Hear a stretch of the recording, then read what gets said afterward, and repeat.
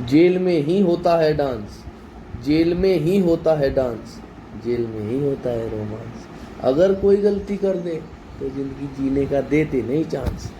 लूट, डकैती, हत्या, हत्या की साजिश, रंगदारी, अवैध वसूली, शराब के ठेके, दोस्ती के हत्या के बदले बदले की आग। जी हाँ, एक भाई विदेश में, एक भाई देश में, दोनों लग रहे हैं बदमाशी की रेस में।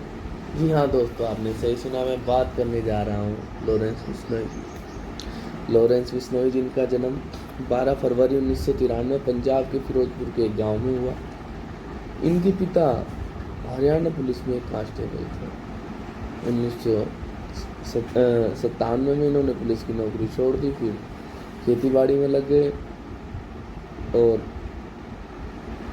जो लॉरेंस बिश्नोई हैं, इन्होंने 2010 में 12वीं कक्षा तक की पढ़ाई की, जिसके बाद वह चंडीगढ़ के डीएवी कॉलेज में चले गए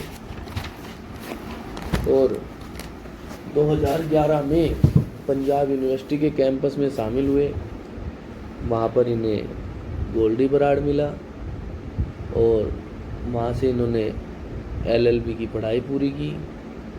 कहा जाता है कि जब ये पढ़ रहे थे तो किसी ने इनकी महिला मित्र की भी हत्या कर दी थी, जिस कारण ये बहुत आहत हुए, दुखी हुए और पहली बार इन पर आपराधिक गतिविधि जब 2010 से 12 के बीच इनके खिलाफ एक पहला मुकदमा हत्या और जबरन वसूली का दर्ज हुआ, तो वह छात्र राजनीति से संबंधित बताया जाता है कि यह विरोधियों ने लगवाया।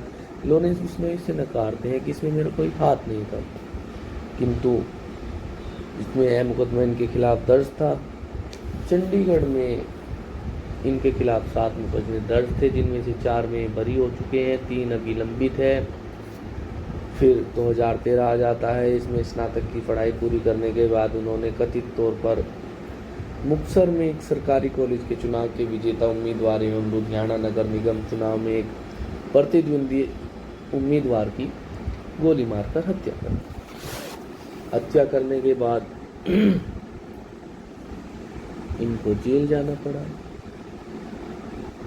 और इनके खिलाफ कहा जाता है कि 2 दर्जन से अधिक मुकदमे हैं, जिसमें हत्या, जबरन वसूली इत्यादि, शराब कारोबार और एक्सटॉर्शन मनी, किडनैपिंग इत्यादि शामिल है। इनके गिरोह में बताया जाता है कि 700 से अधिक लोग शामिल हैं।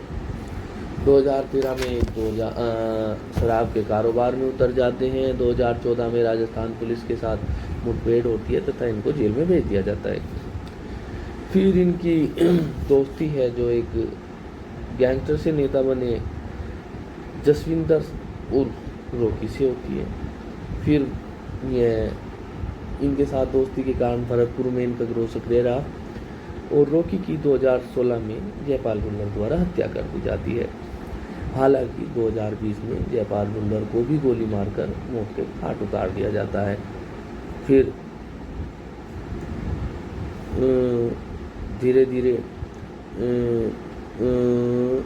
2021 में इनको मकोका के तहत दिल्ली तिहाड़ जेल भेज दिया जाता है।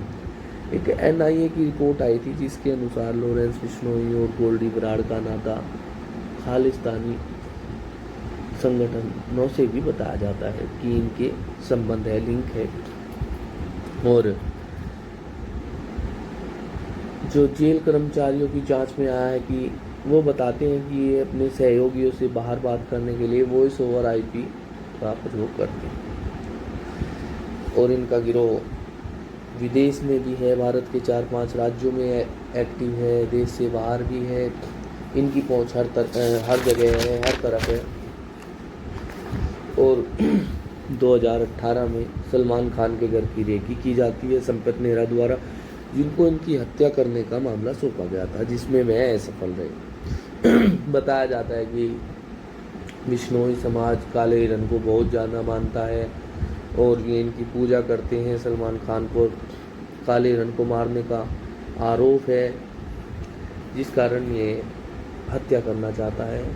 जोधपुर जेल में, जोधपुर कोर्ट में जब जेल से बाहर आ रहे थे तो उस दौरान, पेशी के दौरान, लॉरेंस बिश्नोई ने कहा था कि हम सलमान खान को मारेंगे और यहीं मारेंगे जब हमारा वर्चस्व कायम होगा। और अपने जीवन का लक्ष्य भी ये सलमान खान को मारना ही बताते हैं।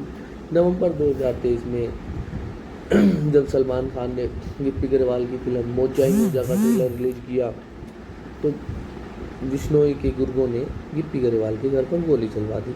हालांकि गिप्पी गरेवाल सलमान खान से किसी भी दोस्ती को नकार जाते हैं, घबरा जाते हैं, तब जाके थोड़ा मामला कुछ ठंडा पड़ता है। और 29 मई 2022 पंजाब के मानसा गांव के मानसा जिला के मूसा गांव के सुखदेव और सिद्धू मूसेवाला पर गोली चलाई जाती है, जिसमें उनकी हत्या हो जाती है। इसकी जिम्मेवारी लॉरेंस बिश्नोई लेते हैं और कहते हैं कि इन्होंने हमारे दोस्त को मारने जो कातिल आए थे उनको पनाह दी थी, उनकी सहायता की थी, इसलिए हमने अपने दोस्त की मौत का बदला लिया। 21 सितंबर 2023 को बिश्नोई ने खालिस्तानी अलगाववादी सुखदूल सिंह गिल उर्फ सुक्खा दुनुबे की हत्या की जिम्मेदारी ली, जो कि एक खालिस्तानी संगठन से जुड़ा हुआ था। फिर धीरे धीरे 5 दिसंबर 2023 आता है।